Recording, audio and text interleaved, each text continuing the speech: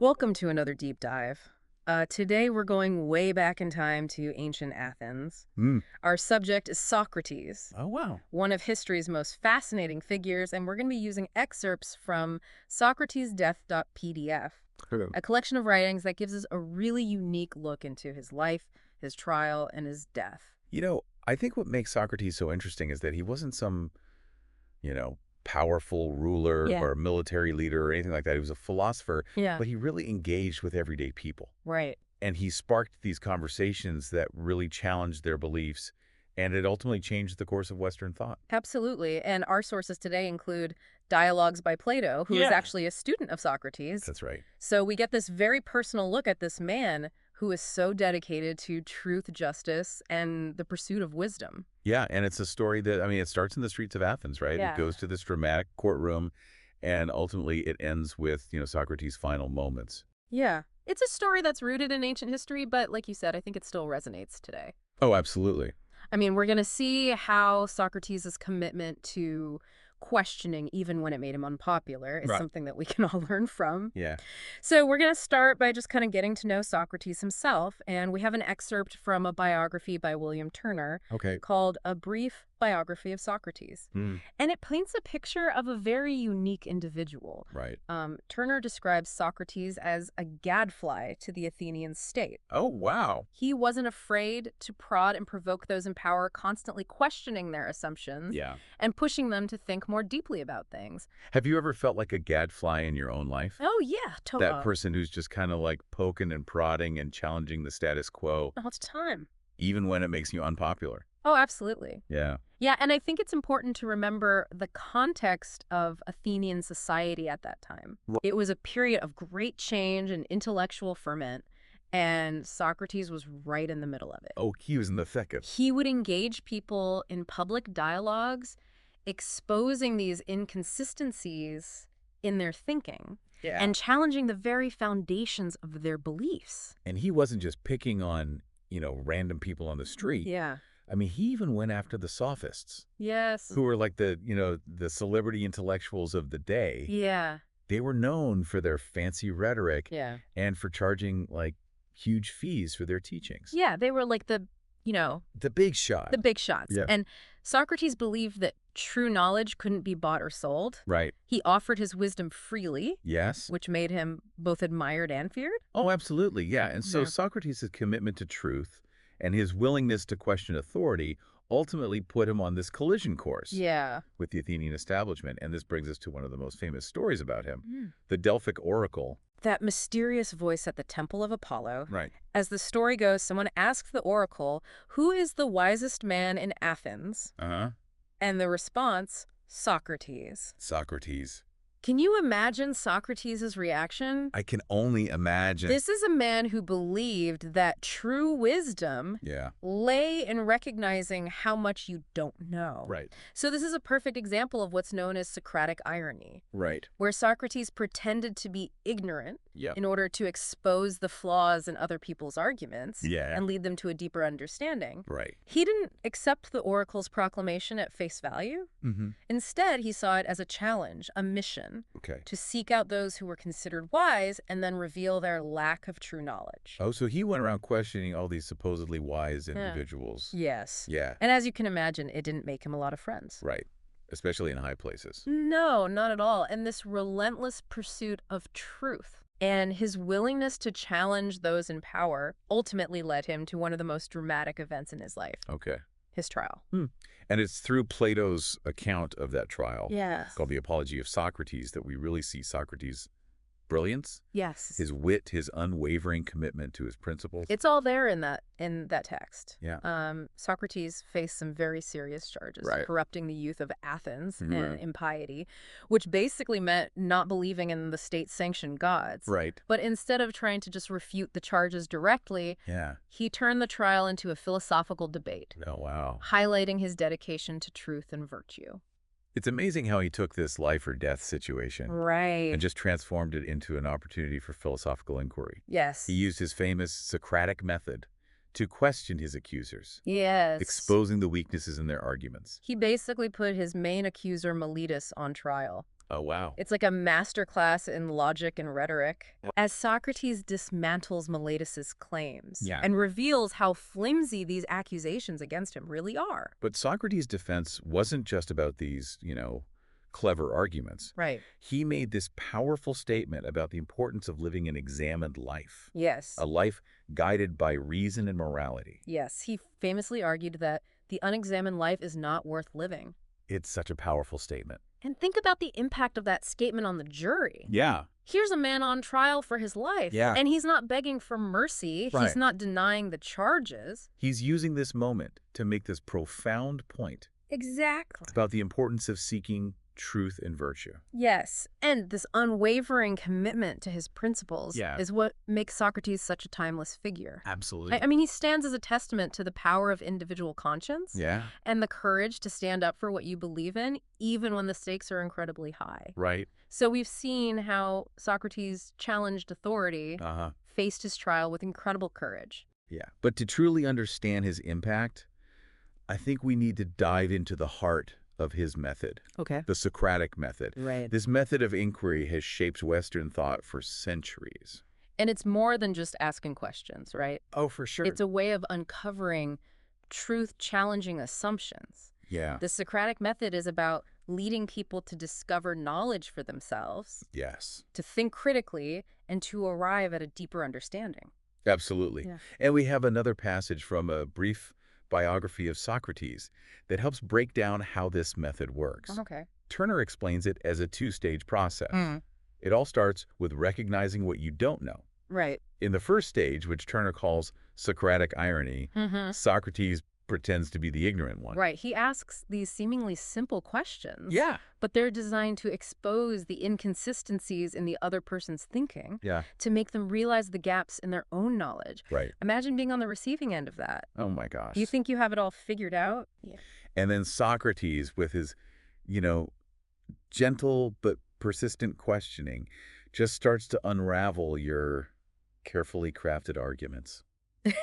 It would be both humbling and exhilarating at the same time. Oh, absolutely. And then the second stage of the Socratic method Okay. is all about guiding the person towards a deeper understanding. Right. Once they realize they don't have all the answers, Yeah. Socrates helps them refine their thinking Yeah. and arrive at a more accurate definition of the concept they're grappling with. It's like he's helping them give birth to their own understanding. Yes. Turner refers to this as a heuristic method, Okay. which means it's all about discovery, Right. about finding knowledge through exploration rather than engaging in pointless arguments. Yeah. And to see this method in action, we'll turn to one of Plato's most famous dialogues. Euthyphro. Euthyphro is a great example of the Socratic method at work. Okay. The dialogue explores the concept of piety, Right. a tricky concept even for us today. Yeah. It starts with a fascinating scenario. Socrates encounters Euthyphro, who is about to do something pretty shocking, prosecute his own father for murder. Wow. Euthyphro claims he's acting out of piety, Okay. believing it's the right thing to do despite the personal cost. Right. Naturally, this piques Socrates' curiosity, Yeah. and it presents the perfect opportunity to explore what piety really means. So Socrates, using his characteristic Yes. Socratic irony, starts questioning Euthyphro about his understanding of piety. Right. And as you might expect, the conversation gets pretty intense. It does. We'll get into that more in the next part of our deep dive. We will. All right. Sounds good. Okay, great. So last time we were talking about Socrates and Euthyphro, Yeah. right? And they were kind of going back and forth about the meaning of piety. Yeah. And Euthyphro, he's convinced that prosecuting his father is the pious thing to do. Yeah. But Socrates just isn't satisfied with that simple answer. No, he keeps pushing. He keeps pushing. It's like a mental sparring match, you know? Yes. Socrates, with his persistent questioning, pushes Euthyphro to refine his definition of piety again and again. Yeah. He makes him confront the inconsistencies in his own logic, Right. so that he realizes that his initial understanding was way too shallow. And, that's really where the brilliance of the Socratic method shines through. Right. It's not about, winning an argument No. or forcing your views on somebody. It's about guiding them on this journey of self-discovery. Yeah, it's about helping them think for themselves.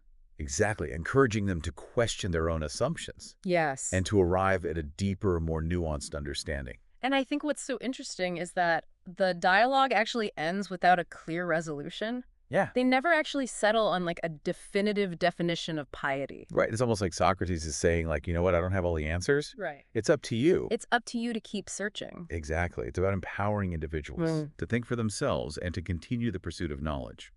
And that's a powerful message that resonates even today. Absolutely. So we've seen how Socrates lived his philosophy, challenged authority, and faced his trial with incredible courage. Right. But even in the face of death, his commitment to philosophy doesn't waver. It doesn't. It doesn't. And it's in Plato's Credo that we witness this unwavering commitment. Okay. The dialogue features this really compelling conversation between Socrates and his loyal friend Crito, who's, desperate to save him from execution. Of course. Crito comes to Socrates with a daring plan: escape. Escape! He's arranged everything, money, safe passage, the whole works. Wow. You can really feel Crito's desperation. No, yeah. Like he's about to lose his friend and mentor. Right. And he's willing to do whatever it takes to prevent that. And he even argues that Socrates has a duty to escape.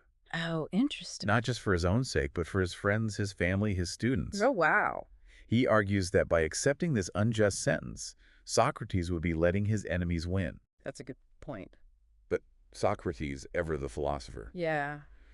he doesn't just take the easy way out. Right. He carefully considers Crito's arguments and then systematically dismantles them. Using reason and logic.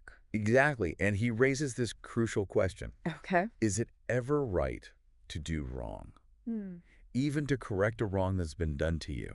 Wow. Can you break the law even if you believe the law itself is unjust? These are big questions. Big questions. Yeah. How do we balance our personal sense of justice with our obligations to the state? It makes you think. It does. And Socrates, he firmly believes that escaping would be a betrayal of everything he stands for. Right, a violation of his principle. Exactly. Yeah. He argues that by choosing to live in Athens, Yeah. he implicitly agreed to abide by its laws. Even when those laws are flawed. Even when they're flawed. Wow. He compares the state to a parent, Okay. saying that disobeying the state would be like striking back at your parents. It's a powerful analogy, right? Yeah. It highlights that complex relationship Yes. between the individual and the state. It really makes you think about where our personal responsibilities end Right. and our civic duties begin. Exactly. And so Socrates ultimately chooses to accept the consequences of the verdict, Even though he believes it to be unjust. even though he believes it's unjust. And he demonstrates that upholding principles of justice and duty can sometimes require great personal sacrifice. Yeah, it's a decision that's both inspiring and thought-provoking. Absolutely. I mean, it raises questions about the limits of personal freedom and the importance of upholding the law even when we disagree with it. Right. And so we move to Phaedo, Plato's account of Socrates' final hours. Phaedo. And it's just this really poignant scene.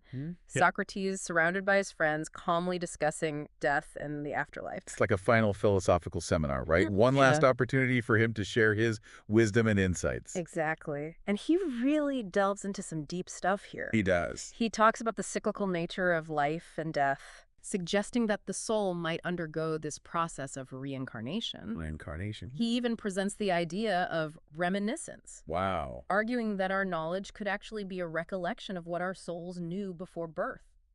That's fascinating. It's really fascinating. Yeah. It's an exploration of these concepts that have intrigued philosophers for centuries. Absolutely. And then there's the argument from opposites. Okay. The idea that life and death are two sides of the same coin. Socrates argues that the soul, as the source of life, cannot admit its opposite, which is death. Okay. Therefore, he concludes, the soul must be immortal. Wow.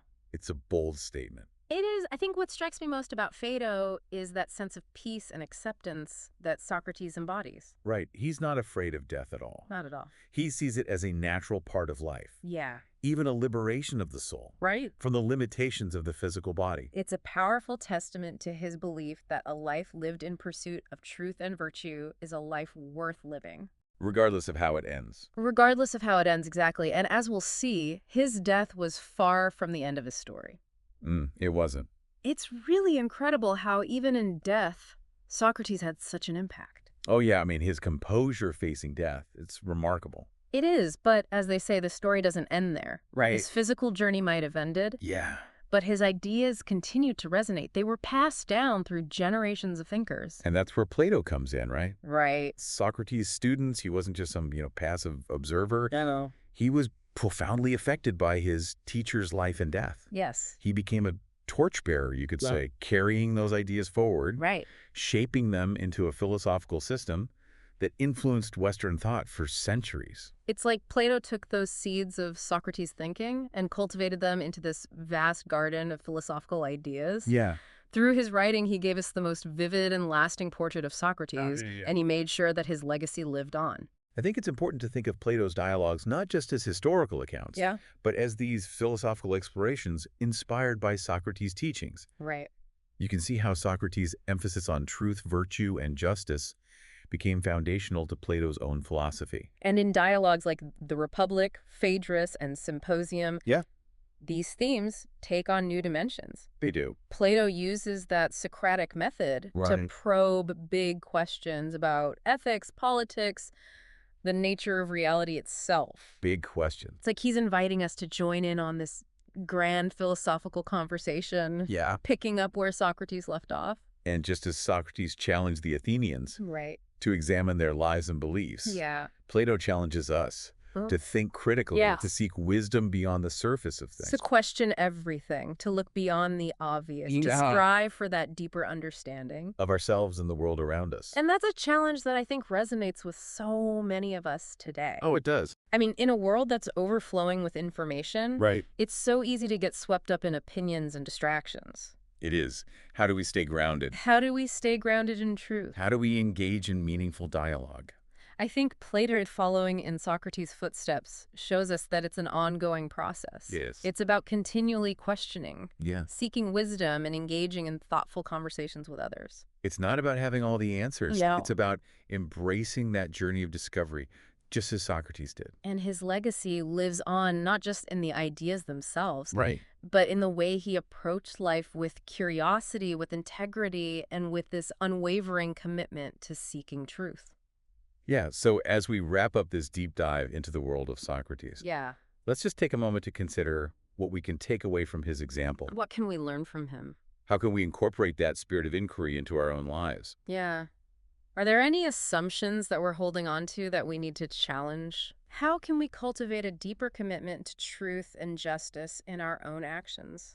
These are all questions worth pondering, Oh, yeah. long after this deep dive is over. We hope that exploring the life and legacy of Socrates has sparked your curiosity. Right. Inspired some self-reflection. Maybe even giving you some new tools for navigating the complexities of our modern world. Yeah, remember, the unexamined life is not worth living. So true. So keep asking questions. Keep seeking wisdom. Keep the spirit of Socrates alive. In your own pursuit of truth. Thank you for joining us on this deep dive. We'll see you next time. See you next time.